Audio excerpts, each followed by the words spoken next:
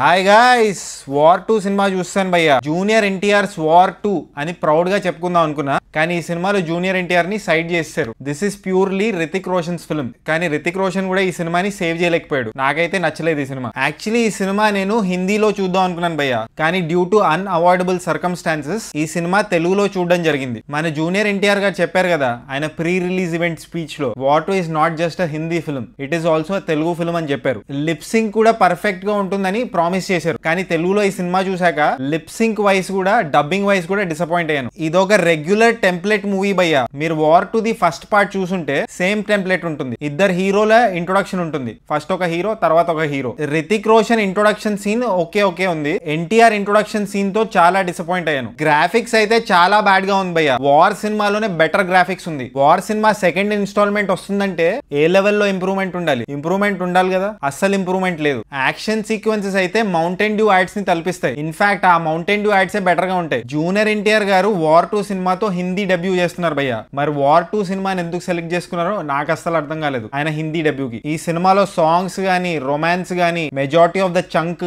అంతా రితిక్ రోషన్ కే ఉంది. జూనియర్ ఎన్టీఆర్ గారు ఎందుకు సార్ ఇలాంటి సినిమాలు సెలెక్ట్ చేసుకుంటారు? మీరు మంచిగా తెలుగులో హీరో రోల్స్ చేసుకోవచ్చు కదా. మనకు అవసరం ఆ వార్ 2లు వారోత్సవాలు. ఈ సినిమాలో ఇంకో బిగ్గెస్ట్ నెగటివ్ ఏంటంటే రా ఏజెంట్స్ ని సూపర్ హీరోస్ లాగా చూపిస్తారు.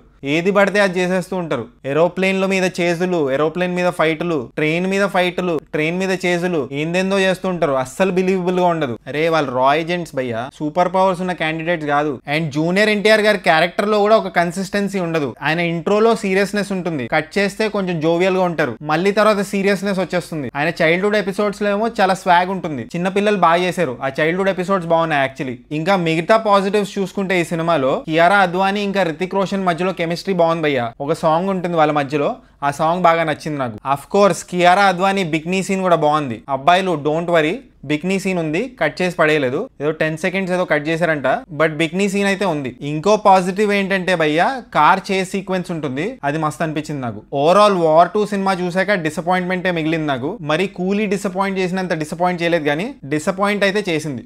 ఈ వారం 2 బిగ్ మూవీస్ రిలీజ్ అయ్యాయి, రెండిటితో డిసప్పాయింట్ అయ్యాను నేను. జూనియర్ ఎన్టీఆర్ కి బ్యాడ్ డెబ్యూ అని చెప్పాలి హిందీలో. ఇంకా ఈ స్పై సినిమాల్ని ఆపేస్తే చాలా బెటర్. చాలా రొటీన్ గా ఉన్నాయి ఈ స్పై సినిమాలు, అస్సలు స్పైస్లెస్ గా ఉన్నాయి. సో ఫైనల్లీ ఇంత చెప్పాక వార్ 2 కి నేను ఇచ్చే రేటింగ్ 2.45 టమాటోస్ భయ్యా. యష్ రాజ్ ఫిల్మ్స్ అంటే మంచి సినిమాలు తీస్తారు, ఆ ఎక్స్పెక్టేషన్ తో వెళ్ళాను. అండ్ రితిక్ రోషన్, జూనియర్ ఎన్టీఆర్, అయాన్ ముఖర్జీ వీళ్ళందరూ కొలాబరేట్ అవుతున్నారంటే ఆబ్వియస్లీ ఎక్స్పెక్ట్ చేస్తాం కదా. డిసప్పాయింట్ చేశారు. ఒకవేళ మీరు ఈ సినిమా చూస్తుంటే మీరేం టమాటో ఇస్తారో కామెంట్ చేయండి. అండ్ జస్ట్ ఇన్ కేసు ఇంకా సబ్స్క్రైబ్ చేసుకోకపోతే సబ్స్క్రైబ్ చేసుకోవచ్చు కదా.